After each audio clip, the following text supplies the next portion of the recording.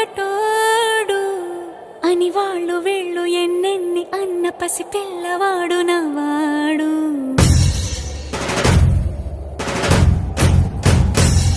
విడుముండోడు అని ఊరు వాడ అనుకున్న గాని మహారాజు నాకు నవ్వాడు.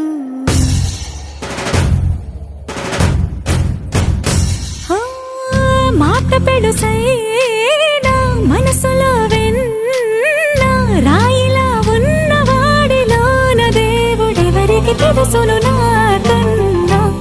సూసేకి అగ్గిరవ్వ మాదిరే ఉంటాడు.